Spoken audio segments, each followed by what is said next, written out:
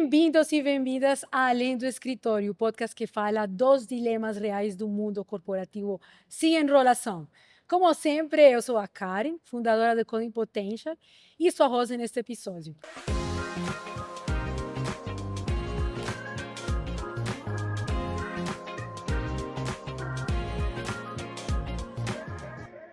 Aqui, como vocês sabem, a gente vai além do crachá, das formalidades, para a gente tentar entender o que faz realmente pessoas e organizações crescerem de verdade. Esse podcast é uma produção da Fluency Pass, o ciclo completo para você falar inglês, e da Decoding Potential, no hub de soluções de RH e desenvolvimento humano. Hoje a gente abriu espaço para refletir sobre modelos híbridos, não como um formato de trabalho, mas como uma nova lógica de gestão de pessoas, de cultura. Mais do que escolher entre remoto ou presencial, se trata de a gente encontrar o modelo certo, na medida certa, entre flexibilidade e clareza.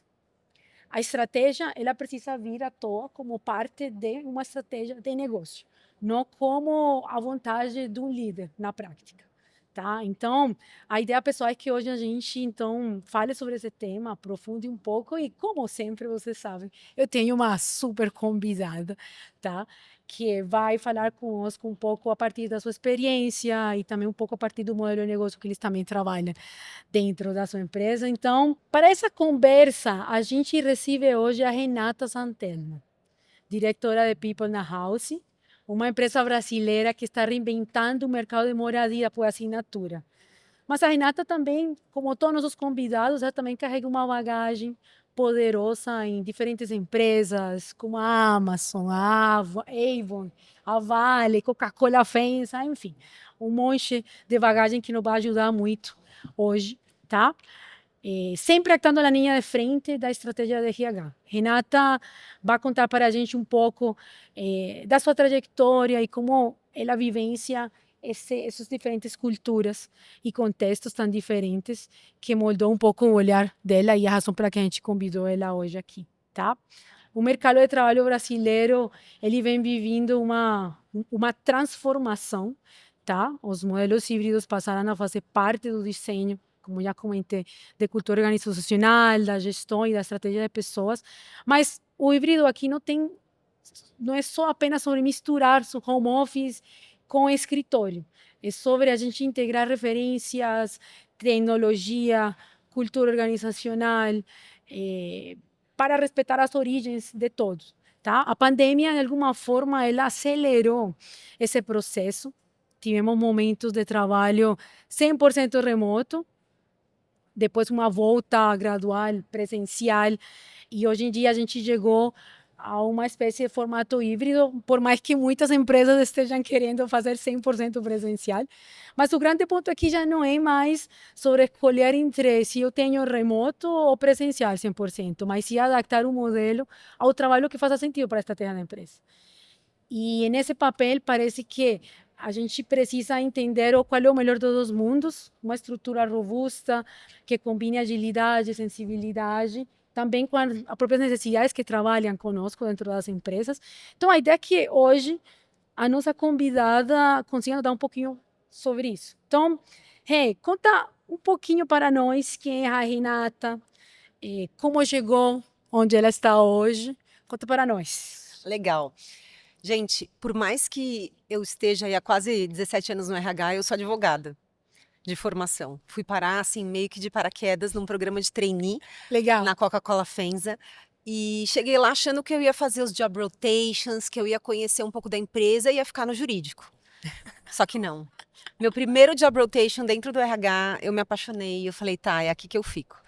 Eu acho que um dos motivos principais por essa paixão foi porque eu fui alocada numa estrutura Latam. Então eu olhava Brasil, Colômbia, Venezuela e Argentina. E aí quando eu comecei a entender as culturas diferentes e como que a gente fazia para amarrar isso e conseguir performar em diferentes países, eu falei, gente, isso é muito legal. Não quero para o jurídico brasileiro, eu quero ficar aqui. E foi muito legal, foram 8 anos onde eu consegui conhecer todos os subsistemas de RH. Tive um short assignment no México, conheci o que era a cultura do global, né, que a Coca-Cola FEMSA situada ali com a matriz no México. Voltei depois pro Brasil e nesse momento fui alocada em Minas. Então, assim, eu fui do global pro regional Brasil Legal. e foi um momento muito incrível da minha carreira. E aí eu falei, tá, eu preciso conhecer outras realidades. De lá eu fui para Avon. Então, a Avon com um olhar muito para o empoderamento feminino, a qualidade de vida. Eu acho que foi alguma empresa que puxou isso. Hoje a gente fala isso todos os dias, mas era algo um pouco menos comum há, sei Menos lá, óbvio antes. 10 anos atrás.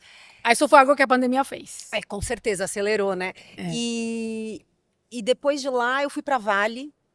Então imagina, né? Também uma realidade um pouco diferente, uma antiga estatal. Fui morar no meio da floresta amazônica do Pará. Então, assim, isso aí dava só um podcast pra gente falar Não, sobre com isso. certeza, com certeza. E depois dessa experiência eu fui para a Amazon. Na Amazon também, uma cultura completamente diferente, incrível. Acho que muito das ideias que eu tento implementar hoje na House vem desse conceito mais Amazon, que tem um DNAzinho um pouco startup tech. Depois de lá eu fui para a Smart Fit. Que Também interessante, negócios bem diferentes. muito diferentes. E o legal é que na Smart foi a primeira vez que eu peguei um RH para pôr minha carinha para transformar ele em um RH estratégico, né? O selo Renato. Então a gente tinha um time incrível, a gente conseguiu fazer esse trabalho de transformar um RH que era um pouco mais burocrático para um RH de fato parceiro do negócio. E aí eu fui convidada para vir para a House com um desafio incrível. Eu nunca trabalhei numa empresa assim que está transformando o mercado, que está reinventando, Tá criando um novo nicho criando um também. novo nicho, né? Não existem muitas PropTechs no mercado e a House vem com essa vontade de reinventar o futuro da moradia. E a gente fala que para eu reinventar a moradia, eu tenho que estar constantemente me reinventando como empresa. E tem um aspecto cultural incrível, né? E eu acho que por isso que me encantou. E eu tô num mundo diferente, mas estou muito encantada mesmo. E eu acredito muito que esse repertório de outras realidades me ajuda a desenhar o que a gente pode construir na House, pegando um pedacinho de cada uma. Com certeza. Eu sou empreendedora, como todos vocês sabem, e sinto certo fascínio em criar algo novo. Nossa, E vocês realmente estão redefinindo a forma como as pessoas moram, principalmente nas grandes cidades. Eu vou perguntar um pouco disso porque fiquei muito curiosa de como é que é a gente fazer RH dentro dessas estruturas. eu acho que a gente tem muita pista. Quando eu cheguei na House, por exemplo, não tinha ideia proibida. Entendi. Então, assim, eu queria muito trazer o DNA da cultura como um diferencial nosso. E eu não tinha barreira. Então, assim, beleza, Renata, essa é a folha em branco, vamos construir. Então, eu acho que a grande diferença quando a gente está numa empresa, por exemplo, a House, que tem 6 anos de idade, ainda existe muito do que a gente quer ser e a gente ainda tem flexibilidade para criar O que quer ser? o que quer ser. Quando a gente fala numa cultura muito madura, a gente está falando em change management. Né? Se eu quero mudar alguma coisa, eu tenho que mudar a cultura. A gente está no momento onde a gente está amassando barro, então a gente está descobrindo dia após dia o que a gente quer ser. Isso é tão legal, por exemplo, que essa semana a gente relançou os nossos valores. Que legal. Isso é um negócio incrível. Quais são? Quais são? Então, eram os antigos, eu vou te contar os novos. Beleza. Atitude transformadora, Legal. que é essa coragem de fazer alguma coisa nova e ousada e ter atitude para isso. A resiliência. Uau. É um upgrade da Adoro, resiliência. Entendeu? Não adoro. basta você ser resiliente, você tem que ser resiliente. Uau. E entregar o que promete. Porque, assim, a gente está numa realidade de vendendo um futuro. Quando eu falo em reinventar o futuro da moradia, 3 anos atrás eu estava subindo o prédio que eu estou entregando hoje. Então, de fato, eu estou vendendo uma coisa que hoje é tangível, mas há um tempo atrás não era. Tô E vendendo para um muitas sonho. pessoas, e acho que só adicionando ali a cereja no bolo, para muitas pessoas a moradia é um sonho. Exato. Você não está só mexendo Uhum. com um prédio, você está mexendo com o sonho de muitas pessoas. Para nossos avós, a Nossa, realização pessoal, anos certeza. atrás, era ter uma casa, uma família, aquela chamada família Dorina, como vocês falam aqui, Aham. né? Carro, beca. É isso. E olha que doido. ainda existe esse perfil, mas eu também tenho um perfil de um jovem que ele quer comprar um pedaço de um apartamento num conceito de multipropriedade, pensando que é isso que eu tenho para investir, é um pequeno dinheiro, Exato. mas eu quero começar a investir, eu quero poder ter um Exato. pedacinho de algo para ser meu. Então, assim, eu acho que o grande diferencial, falando dos 3 valores, né? Então, é a atitude transformadora, a resiliência e a gente entrega o que a gente promete. Essa resiliência foi ganhador. Ganhador, viu? Ela é incrível, é o Ponto a upgrade da mais para resiliência. nossos colegas de RH. Aham. Foi ganhador. Muito bom, muito bom. A gente vai voltar de novo Uhum. na House, mas eu queria entrar um pouco no conceito de nosso tema, que é o tema de modelos híbridos. Uhum. Mas mais do que modelo híbrido, é modelo de trabalho, tá? Eu acho que depois da pandemia a gente teve muitas mudanças na forma como as pessoas trabalham, isso que para ninguém é um segredo, Não. tá? Mas, na sua visão, qual foi o maior impacto que a pandemia trouxe para as empresas brasileiras na hora de estruturar seus modelos de trabalho? E, por consequência, também repensar sua forma de viver nas cidades. Qual você acha que foi esse maior impacto? O lockdown foi desesperador, né? Eu acho que muitas empresas não tinham a menor ideia do que iam fazer. O que a gente começou a perceber é que, apesar da gente não estar no escritório, a gente conseguia ser produtivo. Empresas que nunca pensaram em ter home office falaram: caramba, a gente tá conseguindo trabalhar, a gente está conseguindo se conectar. Então a gente derruba um tabu. Eu acho que para mim a primeira coisa foi derrubar um tabu. E aí a sociedade vai seguindo, a pandemia vai ficando para trás e fica aquela dúvida: eu vou voltar, eu não vou? Tiveram pessoas, amigos meus, que falaram: tá, agora eu vou morar em outra cidade, porque eu entendi que eu posso morar em outra cidade. Comprei uma casa de campo, vou trabalhar de lá. E aí o mundo começa a voltar. E a força de trabalho está desesperada, porque assim, o que, que eu faço nesse momento? Eu volto, não volto? Eu tenho várias empresas que estão tirando o home office, estão vindo para o híbrido, estão perdendo talento. E eu também tenho talentos que estão falando: eu não vou me sujeitar a voltar todos os dias àquele caos da Paulista, Do por exemplo, de tráfego. onde a gente Da está, né? Paulista, O né? caos da Paulista, da Berrine. Eu acho que a gente precisa entender da cultura da organização. A cultura se transformou durante a pandemia. E o que, que ela é hoje? Eu fico na dúvida, mas a minha percepção é que quanto mais forte a cultura, mais flexível pode ser o modelo de trabalho. É, porque as pessoas entendem muito o que se espera delas. Em termos de comportamentos, automaticamente vai ser traduzido também em entregas. Concordo contigo. Talvez por enquanto maior maturidade tenha teu processo e cultura organizacional muito maior, você tem a facilidade de conseguir implementar modelos um pouco mais flexíveis. E quando a gente pensa nisso, se eu tenho clareza do propósito da minha organização, eu sei quais são os comportamentos esperados e os não esperados, eu tenho tranquilidade. Por exemplo, eu lembro de quando eu trabalhava na Amazon, que eu sabia que eu poderia tranquilamente trabalhar uma segunda-feira da praia e voltar no final do dia se eu estivesse trabalhando. Se eu estivesse entregando, se eu estivesse fazendo o que a Amazon esperava de mim. Mas eu sei que, por exemplo, em outras realidades, isso seria um ultraje, tipo assim. Então você está Que pondo isso? seu home office para continuar o seu final de semana na praia? Isso não pode ser bem Exato. visto. Então, assim, se a gente tem clareza da cultura, eu acredito que essa flexibilidade vem muito mais fácil. Uma pergunta, assim, para você que acho que para você é muito mais fácil, mas como você acha que as pessoas enxergam hoje em dia a moradia, depois de todas as mudanças que a gente teve, de um jeito geral? Quando a gente fala no público mais jovem, eles não têm mais o sonho da casa própria. Já não é o sonho. A gente fala assim, inclusive na House a gente fala: eu tenho menos metros quadrados para ter horas ao quadrado. Assim, adianta eu ter a minha casa própria, longe do meu trabalho, talvez ela seja grande, eu dedique tempo para cuidar dela, menos tempo para desfrutar com a minha família. Então, assim, quando eu vejo a população mais jovem, 20, 30, até os 40, eles estão pensando muito em qualidade de vida.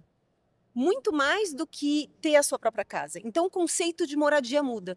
Aí a gente pensa: tá, hoje eu trabalho aqui. Faz sentido eu comprar uma casa, estabelecer a minha família aqui, se pode ser que daqui 2 anos eu vá trabalhar em outro lugar, eu vou vender essa casa, eu vou comprar Com essa certeza. casa. Talvez eu possa ter imóvel próprio, mas pode ser para investimento. Eu posso morar Em outro de uma lugar. forma mais flexível.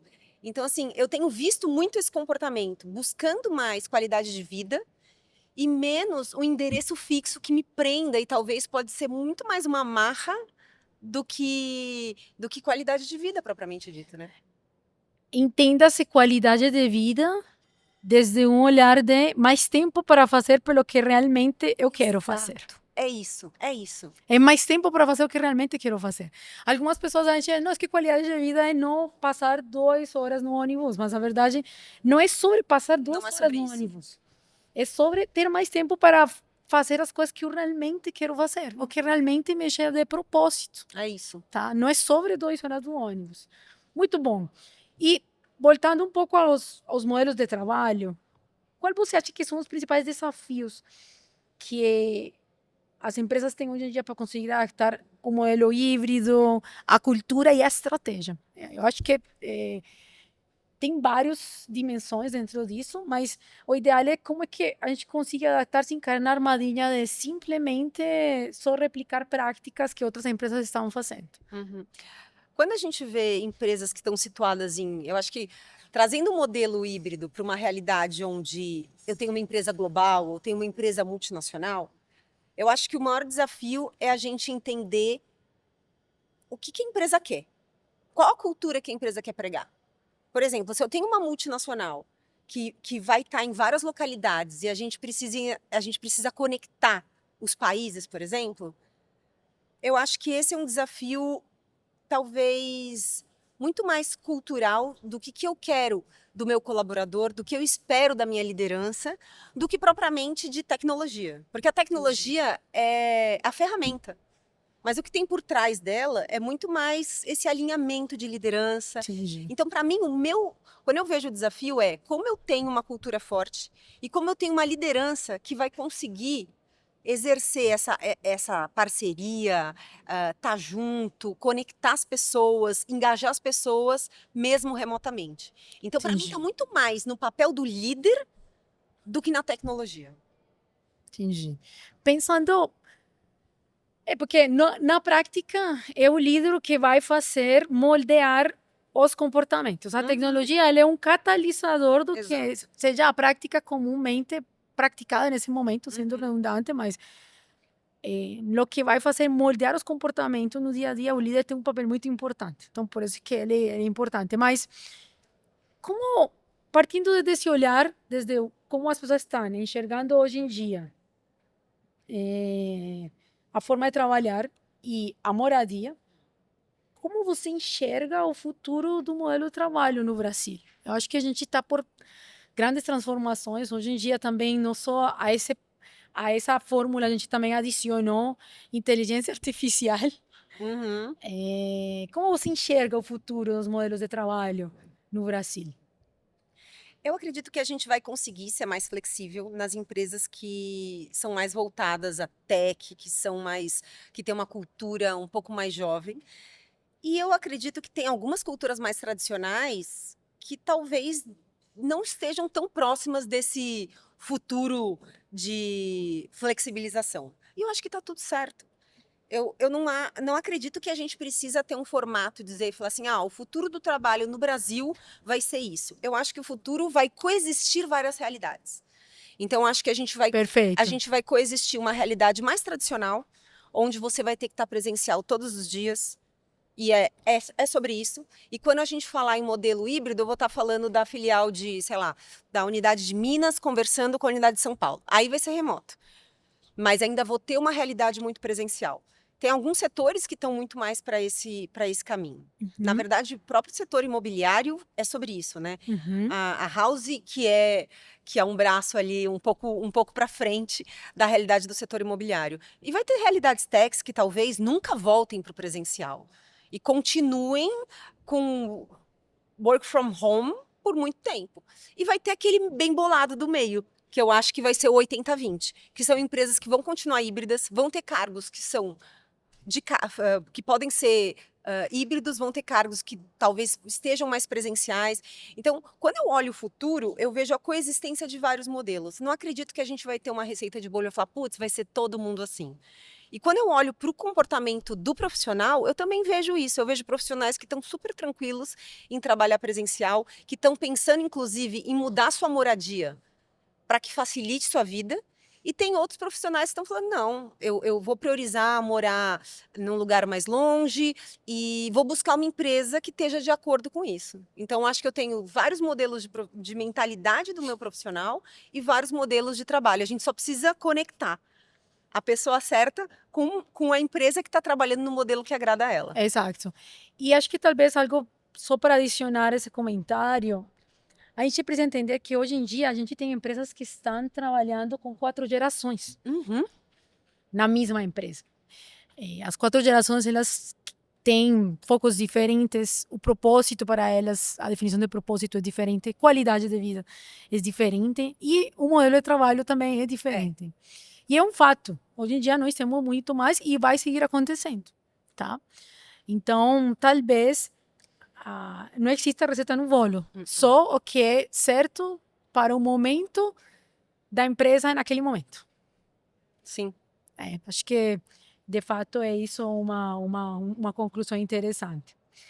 E olhando-se para o negócio da House, tá? Qual é a conexão que você enxerga entre moradia e trabalho no cenário atual, assim? Eu vejo uma tendência muito forte de uma flexibilidade da moradia, tendo em vista a flexibilidade da realidade de trabalho. Então, assim, se a gente for perguntar, por exemplo, para o meu pai, para ele, se eu trabalhasse 15 anos numa mesma empresa, 20 anos seria algo incrível. Hoje em dia, essa sensação de estabilidade para ele é algo... Para ele, a estabilidade é tudo. Então, se eu falar para ele que vou mudar de emprego, ele fala, meu Deus, como assim você vai mudar de trabalho? Imagina quando eu falei para meus pais, Mudar de país. Sabe o quê? Eu não só vou mudar de país, mas depois de 10 anos no mundo corporativo, eu acho que eu vou abrir uma empresa. Ai, não, filha, pelo amor de Deus, você está indo tão bem, né? Então, eu acho que o mercado de trabalho, ele é muito mais dinâmico do que era antigamente, né? E esse dinamismo envolve eu mudar de estado, eventualmente numa mesma empresa, eu mudar de país, eu mudar de endereço, porque eu fui para uma outra empresa. E hoje, o trânsito de São Paulo atrapalha a qualidade de vida e faz você colocar tempo num lugar que não te faz feliz. Então, como você mesmo falou, putz, 2 horas de trânsito, se eu levo 1h30 para ir, 1h30 para voltar, são 3 horas. O que eu podia estar fazendo? Eu podia estar com meu filho, eu podia estar na academia, eu podia estar estudando uma língua, eu podia estar fazendo outra coisa que me faz muito mais feliz. Então, quando eu vejo essa ligação, eu vejo que o modelo, o trabalho não é mais estável como era. Eu posso, de fato, precisar mudar e ninguém mais quer se amarrar numa moradia que, putz, eu vou ter que rescindir contrato, pagar multa, ou se a minha casa, meus móveis não cabem mais ali, a casa era grande, essa casa é pequena. Então, quando a gente pensa no negócio da House, a ideia tem muito esse olhar cosmopolita e muito desse olhar para o jovem, que assim, hoje pode fazer sentido para mim estar na Paulista e amanhã pode não fazer. E eu quero ter essa liberdade para escolher. Então, hoje eu tô aqui morando de house, super bem acolhido na minha casa, porque é a minha casa, sobre demanda, mas é a minha casa. Exato, de fato. E aí depois, putz, mudou a minha realidade por qualquer motivo e eu quero estar em outra localidade. Eu simplesmente rescindo aqui, começo ali e tá tudo certo. E continua sendo a minha casa. Então, esse conceito de moradia, né? Antigamente a gente falava, se eu pago o aluguel, não é minha. Não, cara.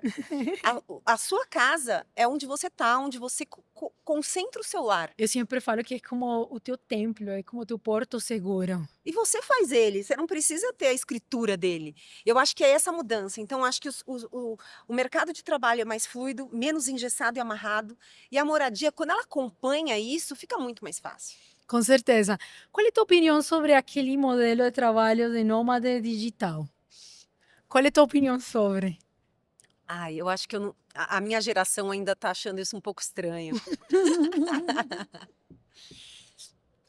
Trabalhar da Austrália com clientes no Brasil. Eu acho que é possível, claro que é. Tudo é possível. Só Tudo é tem que ter possível. vontade, gente. Só tem que ter Exato. vontade. Só tem que ter vontade. Eu acho que só tem que ter vontade, mas Mas eu ainda não conheço pessoas que consigan 100%. consigam fazer isso de forma 100%. Eu acho que é bem possível, dependendo da sua área, Uhum.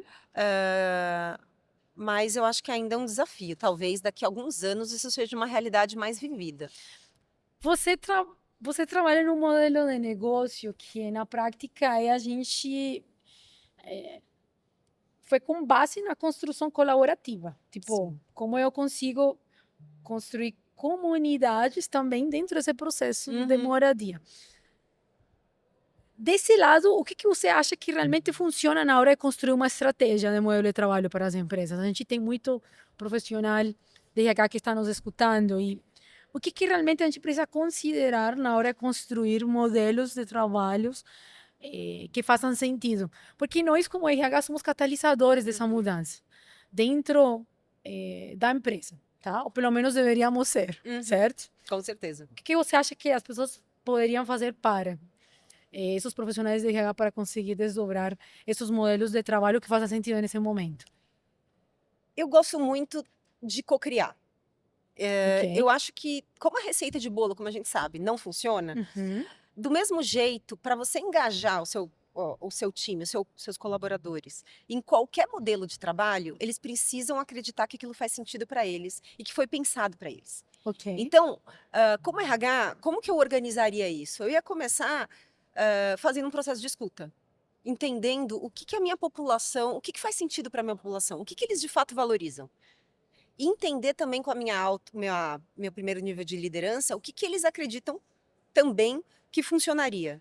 E aí, a gente, como RH, tem aquele grande desafio. Como eu faço essas realidades acontecerem? Porque não é uma democracia, né? Vamos falar realidade? Com certeza. Não é uma Com democracia. certeza. A gente tem sempre um fundador, ou a gente tem um CEO que tem uma palavra de voto final. Mas a gente, como RH, precisa ter a sensibilidade do que vai funcionar com nossos colaboradores para conseguir fazer uma influência dentro dessa realidade e chegar em um formato que vai, de fato, ser produtivo. Porque não adianta eu ter um board querendo um presencial se eu entender que isso vai fazer com que a gente perda muito talento. Ou vai fazer com que o meu engajamento baixe. Porque se meu engajamento baixe, meu olhar para, por exemplo, bater minha meta, vamos lá, vamos fazer, vamos acontecer, diminui também.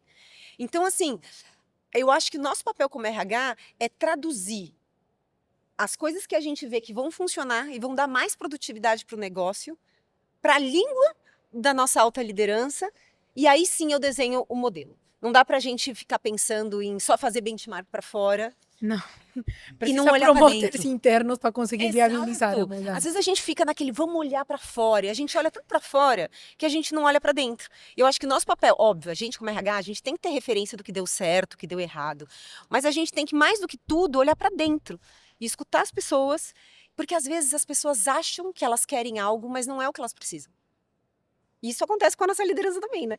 Com Então a certeza. gente, eu acho que mais do que tradutor é o intérprete, porque o tradutor só muda o que foi dito. A gente tem que, de fato, interpretar e influenciar.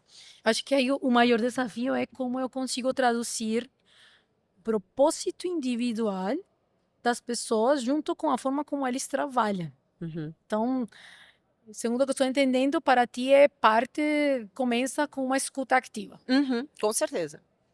E depois traduzir isso e conectar com elementos culturais que consigam reforçar no dia a dia esse propósito da empresa conectado com a missão. Certo? Certo.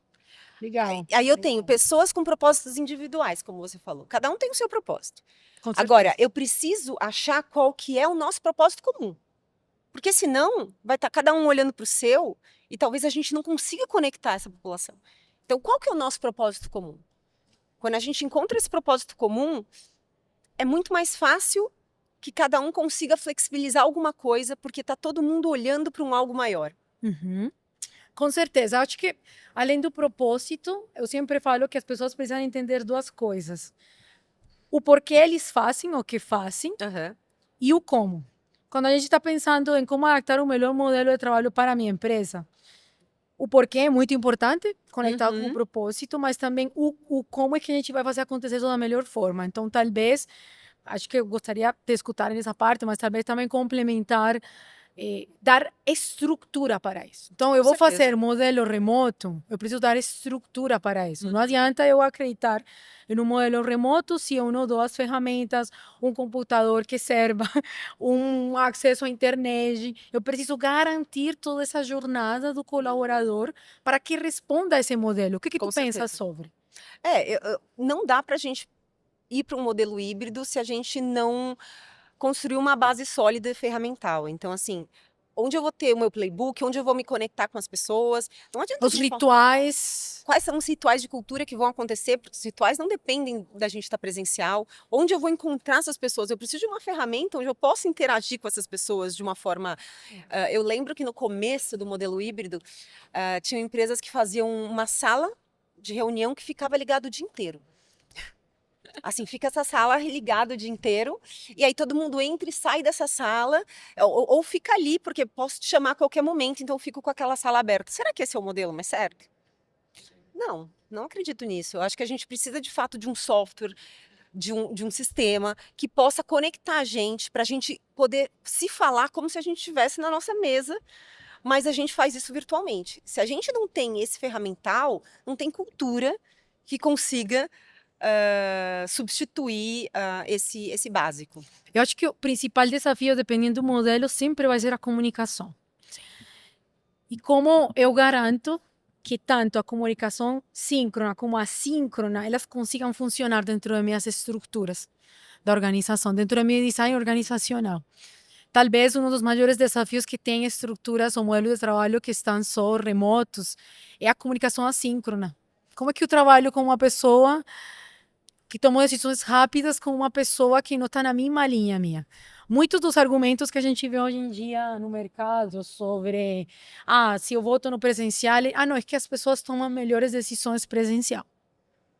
Porque estão do lado, tomam decisões mais rápidas.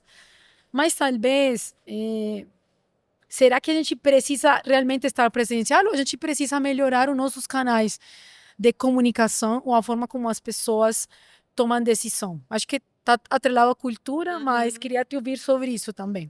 É engraçado, porque eu já vivenciei realidades onde a gente tinha canais de comunicação, intranet, tinha tudo lindo, maravilhoso, e as pessoas não sabiam o que estava acontecendo.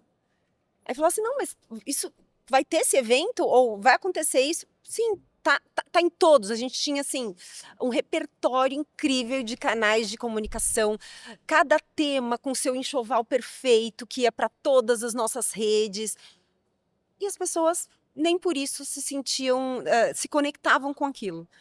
Então, isso para mim é muito louco. E já vivenciei estruturas onde o comunicado saía assim, tipo, no WhatsApp, todos. No WhatsApp. Sabe como a empresa se comunica? @todos. @todos. Já vivenciei nesse cenário também. E funcionava, às vezes, mais. Então, é muito, muito engraçado. Eu acho que é sobre cultura. Eu acho que o tema é sobre cultura, no final do dia. Muito doido, porque no final a gente fala que tudo é cultura, né? Mas o quanto eu tô interessado em saber? Porque a audição é seletiva, né? Com certeza. Quando eu tô engajado, quando eu quero fazer, quando eu tô no meu flow, eu leio a comunicação, eu quero ler, eu busco o WhatsApp, eu entro naquele e-mail, eu respondo aquele quiz, eu tenho uma pesquisa, eu vou lá, eu quero saber. Se eu não tô engajado, não adianta eu pôr um telão na minha frente que eu não vou ler. Então, assim, eu acredito que a gente tem que ter um nível de engajamento. Quanto maior o nível de engajamento da empresa, menos o problema de comunicação. Mas toda empresa vai ter problema de comunicação. Acho que eu nunca vi uma que falasse, não, nós não temos problema de comunicação. Todas vão ter. Mas eu vejo muito uma correlação entre o engajamento do time e o quanto eles bebem da fonte da informação. Com certeza. Não é sobre o que você fala, é como você fala isso e conecta isso para diferentes jornadas do colaborador. Eu sei que passa muito rápido, mas a gente vai entrar no nosso último bloco do dia. Sempre quando a gente está em conversas gostosas, passa muito rápido, né? Boa. A gente entra no famoso tal do flow, então a gente Exato. fica Ficaria mais uma pensando, hora né? conversando. Mas a gente acho que tá sendo muito gostoso. Bora lá? Quer começar no nosso último Vamos. bloco? Bom, como vocês sabem, o nosso bloco se chama Sim ou Não Justifique, tá? A ideia é que eu vou trazer uma pergunta, Uhum. tá? Um pouco Capciosa. capciosa, Tá. tá? E a ideia é que você fale para nós se sim ou não e justifique de alguma Tá bom. forma essa resposta. Tá. Tudo bem? Preparada? Sim. Vamos ver se passa o teste nosso aqui, tá? Beleza, então, o modelo híbrido veio para ficar no Brasil? Beleza. Sim. Por quê? Eu acho que o paladar não retrocede.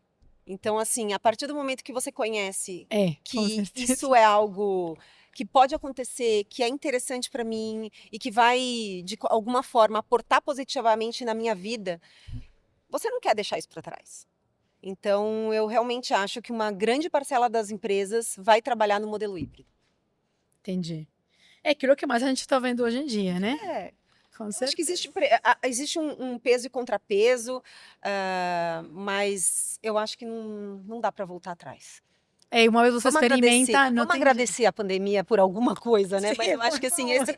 esse foi um ponto que ela pôde deixar que a gente, como RH, vinha lutando, muitas empresas para conseguir, e isso eu acho que ficou. Muito bom, muito bom. Presença física ainda deveria ser critério de promoção? Eu falei que era pergunta capciosa. Não. Eu falei que era pergunta capciosa. Eu tenho já ouviu aquele líder que quando você tá indo embora às 6, fala, tá desmotivado? Eu tô Tem muita empresa. Eu já trabalhei em empresa onde se você saía embora, muito por volta cedo, das 5 ainda de dia, você era visto de um jeito esquisito. preguiçoso, né? Não tá com Exato. vontade de Não fazer. está performando, não Então, tá tá desmotivado. desmotivado. Então, eu dei esse exemplo porque você pode estar presencial, você pode estar remoto, ou você pode fazer uma jornada super extensa, daquele que você é o primeiro a chegar, o último a sair, e nem por isso você vai ser elegível a uma promoção. Eu acredito que o diferencial é o que você entrega agrega muito valor? Você faz mais com menos? Você pensa de uma forma disruptiva? Você consegue transformar aquele problema complicado em simples? Isso pesa muito mais. Agora, tempo de jornada ou ver a sua carinha ali no escritório, para mim não pode ser nunca um critério de promoção. Não, e acho que eu tive a oportunidade também de trabalhar em outros países da Europa. E o que mais muda é a percepção sobre o que é produtividade. Sabe aquele famoso cafezinho brasileiro? Onde você Isso é fica. improdutividade, né? Você fica 1 hora no cafezinho. Você tem 8 horas, tecnicamente. Uhum. O brasileiro, por natureza, trabalha muito mais de 8 horas, fato. Mas você fica 1 hora no cafezinho, então é 1 hora a menos das 8. Aí você sai no almoço, você fica 2 horas no almoço, aí você já perdeu 3 das 8. Aí tem um cafezinho ali no fim da tarde também, né? Tem um cafezinho no fim da tarde, falamos 30 minutos, por não falar mais. A gente perdeu basicamente quase umas 2 horas e meia, ou quase mais de 3, dentro do dia, e a gente ainda quer ser produtivo. E é muito doido, porque eu penso assim, ó, se esse ócio for criativo, tá tudo certo. Se eu vou lá no cafezinho, converso um negócio, falo, caramba, não tinha pensado nisso, e aquele ócio, aquele não trabalho foi criativo, tá tudo certo. Então, assim, se você passa 1 hora no cafezinho, mas você entrega seu resultado, você tem um impacto positivo no meio, vou comprar um cafezinho, uma Nespresso e vou pôr na sua mesa, não tem problema. Então, assim, é muito mais olhar o todo do que rotular se tá presencial ou não. Com certeza. Olha só, a terceira pergunta ela veio muito à toa com o nosso último papo. O RH deve ser responsável direto pela produtividade das equipes? Não, Quem é, então? é o líder. Na verdade, é muito comum a gente ver a liderança terceirizando, né? o seu papel, O processo de emissão, esse é o que mais a gente vê. terceiriza para o RH, porque, olha, ele não está produzindo, não está fazendo, o que eu faço, né? Me ajuda aqui, fala com ele. Então, o RH não pode ser responsável pela produtividade do time. Ele ajuda em dar ferramentas para que o líder consiga garantir a performance do time. Porque quem garante é o líder que bate o bumbo, ele que faz o engajamento, e a gente sabe que ele, de fato, é o responsável não só pelo resultado, mas por quantas pessoas gostam de estar ali. Então, cabe a nós, como RH, dar suporte a esse líder, ferramental, técnico, e para que ele possa performar bem como líder. E tudo bem se a gente ficar no bastidor, na verdade, eu quero é que o líder brilhe para fazer isso. Exato. Para que ele consiga movimentar as pessoas. Uhum. Muito bom. Quarto, flexibilidade demais pode gerar perda de performance. Essa pergunta é Boa, hein? capciosa. Flexibilidade demais. Por quê? Quando eu não tenho clareza do processo, a flexibilidade pode ruir. Então, eu acredito que flexibilidade demais, onde eu não tenho maturidade de processo, pode ser perigoso. Eu brinco que a autonomia, quando você não tem uma senioridade mínima, A um maturidade. conhecimento, a maturidade, é uma bomba relógio. Então, assim, é velocidade sem controle, sabe? Com Se eu tenho certeza. muita velocidade, mas não tenho controle, sei lá onde eu vou parar. Então, eu acho que quanto mais maduro o profissional, ou mais maduro os processos da empresa ou a própria companhia, menos risco de dar ruim. Mas Com certeza. quando eu tenho um ambiente ainda em desenvolvimento, uma flexibilidade muito grande pode derrubar resultado, sim. Eu também não acredito muito em flexibilidade em cargos iniciais. Também Então, por exemplo, imagina um estagiário hoje em dia que nunca trabalhou na sua vida, aprendeu a trabalhar só do remoto. Nossa. Eu não acredito nesse tipo. Eu acho que ele está perdendo muito dentro desse processo de desenvolvimento profissional, na prática. Para mim, a gente estava falando antes de começar o podcast, nos bastidores, sobre o desafio do traquejo político, né? Os soft skills, como que eu reajo a Faz total determinadas diferença. situações. Isso é muito difícil de você fazer de forma assíncrona. Então, assim, eu mando um e-mail, daí depois de 3 horas eu respondo, ou eu tenho aquela reunião. Então, assim, o dia a dia, Sim. né, quando a gente dá play e você não tem como improvisar, esse vai te dando casca de jogo de cintura de como trabalhar no mundo corporativo. Então, se você pega uma pessoa júnior, põe muita flexibilidade ou põe num remoto, eu acho que ela perde muito de velocidade de desenvolvimento e capacidade de observar e saber como se comporta, né? Com certeza. E talvez isso seja um dos grandes diferenciais hoje. Porque até a parte técnica pode fazer, a AI pode fazer muito por ti hoje em dia. Mas agora, essa soft skill humana é talvez o que a gente vai passar a valorizar muito mais. Com certeza. E entre elas, não sei se você tem a oportunidade de ver o relatório do World Economic Forum, de o futuro dos trabalhos, saiu que uma das habilidades mais requisitadas hoje em dia é o pensamento crítico. Como que você exercita pensamento crítico a partir do entendimento do teu contexto? Eu tenho estudado muito sobre IA e é muito difícil você ter pensamento crítico quando você está falando com uma inteligência artificial, porque ela tende a dizer sempre que você teve uma ideia incrível. Então você está lá conversando com a sua IA, não sei se você já percebeu isso. Fala, não, se a gente fizesse isso, nossa, você é maravilhosa, você teve uma ótima ideia. Então assim, esse pensamento crítico, a gente não vai vir da IA. Ele pode te ajudar a mapear, por exemplo, cenários, medir os pontos positivos e negativos. Mas o seu olhar nunca vai ser substituído.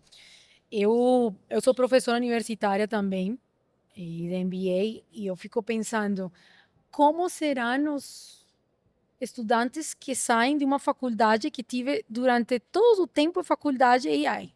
Não, Eu ainda Imagina- não consigo imaginar. Imagina, eu acho que a gente vai ter daqui a uns 4 anos, a gente já vai ter essa nova geração Uhum. feita em uma faculdade que tem as ferramentas de AI, tá? Eu quero ver como é que isso vai ser. Tô curiosa. E o desafio. Hoje em dia a gente já consegue fazer entrevista com uma AI, escutando o que o entrevistador está falando e te falando por texto que você deveria falar para que o recrutador tenha mais tendência a te contratar. Hoje em dia a Nossa. gente já tem isso. Hoje em dia a gente já tem isso, então imagina como vai ser então Uhum. esse mercado de trabalho daqui a uns tempos. A última eu prometo que é a mais capciosa. Então, bora lá. Trabalhar remoto no Brasil é privilégio de poucos?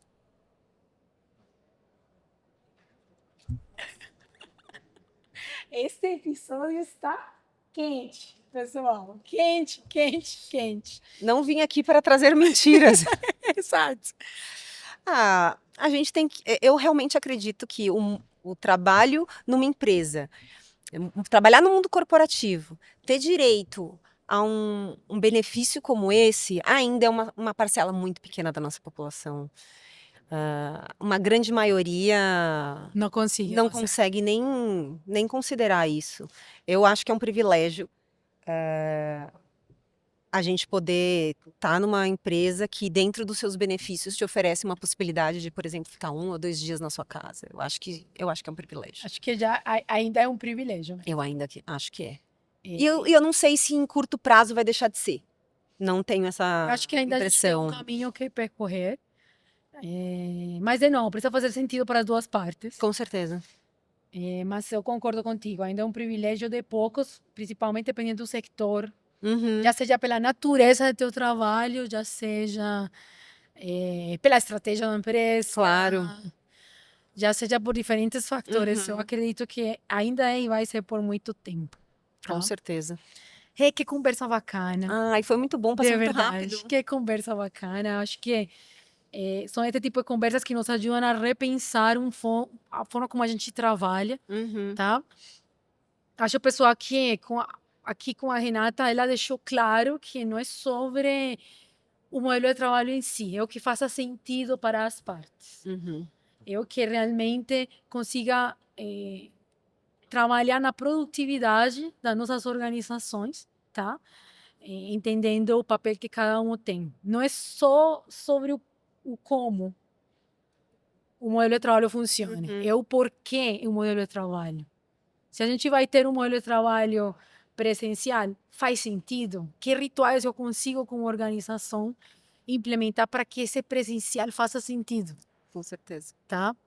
E partindo do fato que o trabalho remoto ainda é um privilégio, como a gente faz para que as outras pessoas que não têm consigam também se sentir incluídas dentro desse Sim. processo?